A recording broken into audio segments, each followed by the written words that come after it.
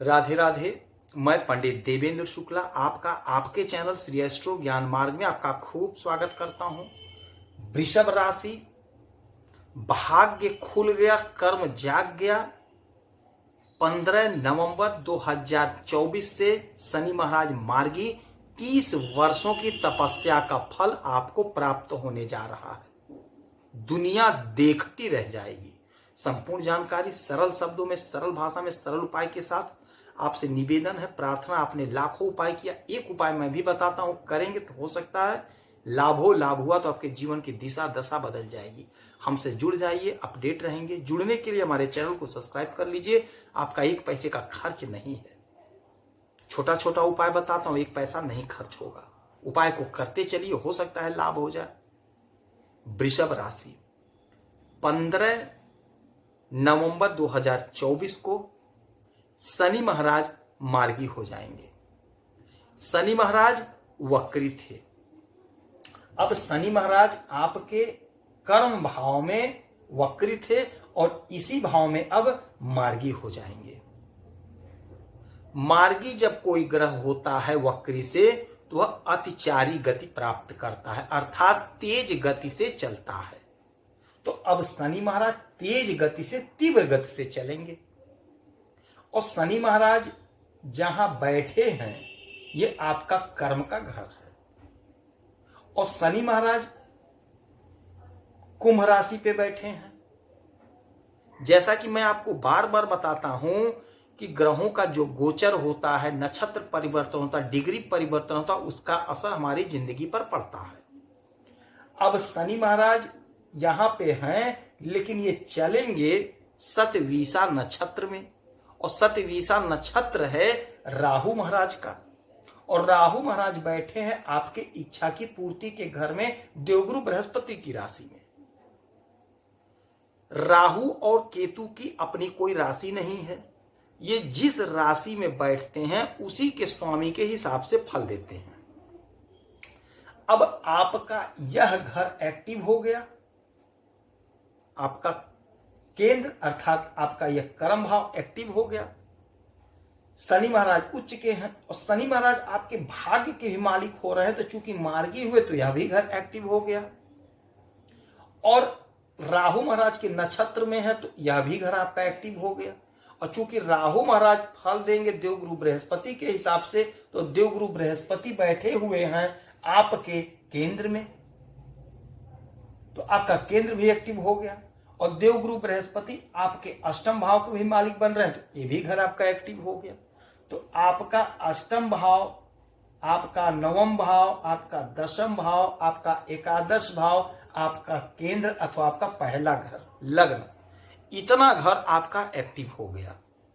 एक बात और जान लीजिए, कोई एक ग्रह आपको टॉप पर, बुलंदियों पर नहीं पहुंचा सकता, या कोई एक ग्रह आपका अहित नहीं कर सकता। सारे के सारे ग्रहों का जब हिसाब किताब बैठता है तब हमारा कार्य सिद्ध होता है। और जब ग्रहों का, संपूर्ण ग्रहों का हमारे पे कुदृष्टि पड़ती है तो हमारा बड़ा काम बिगड़ता है। यह बात आप जान लीजिए।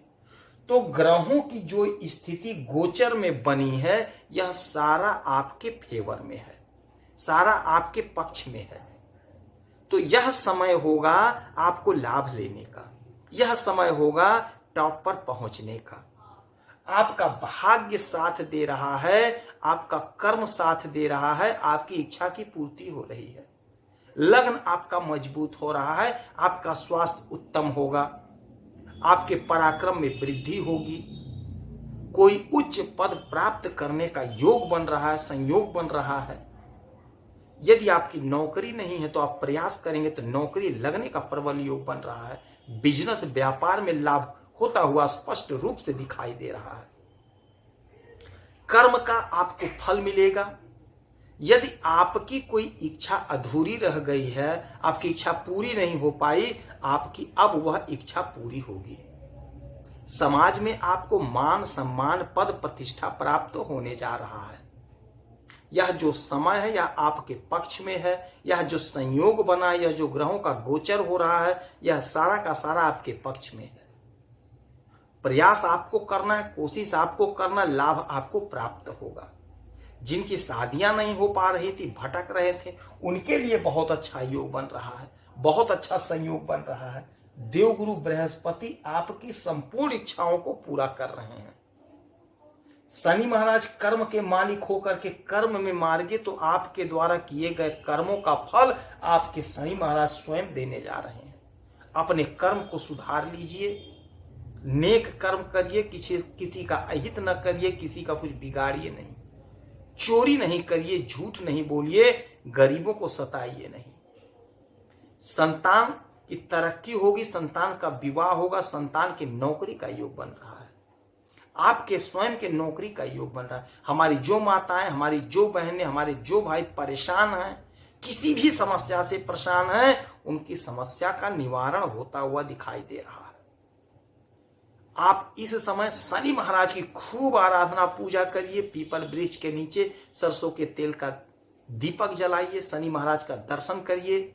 और शनिवार हो या सोमवार हो, आपको रोज शनि चालीसा का पाठ करना है, हनुमान चालीसा का पाठ करना है, और शनिवार और मंगलवार को सुंदर कांड का पाठ करिए। गरीबों को दान करिए, काला तिल, काला उड़द, कपड़ा, छाता, जूता, शनि की वस्तुओं को दान करेंगे तो आपको लाभ प्राप्त होगा। यदि आपकी कोई समस्या है, कोई परेशानी है, तो आप इसी वीडियो में अपना डिटेल भेजिए। आपके कुंडली का विश्लेषण करके, समीक्षा करके सटीक और सरल उपाय बताऊंगा, करेंगे तो हो सकता है लाभ हो। लाभ हुआ तो आपके जीवन की दिशा दशा बदल जाएगी। आप खुश रहें, हैप्पी रहें, यही हनुमान जी से हमारी प्रार्थना है। जय श्री राधे।